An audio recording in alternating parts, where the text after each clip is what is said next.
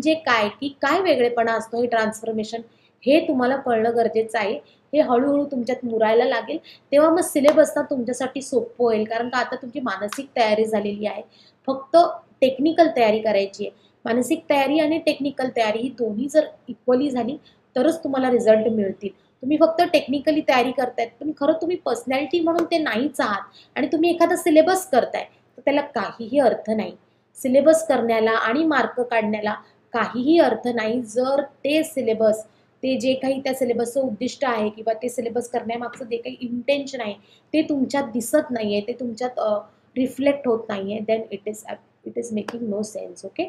तर म्हणून ह्या गोष्टी ज्या मी काही डिस्कस केल्या ना, त्या तुम्ही ऐका आणि व्हिडिओ लांबला असेल तर माफ करा, कारण का थोडक्यात मला बोलणं शक्य होत नाही. पण ह्या गोष्टी आहेत. ओके. आणि slowly you know you will start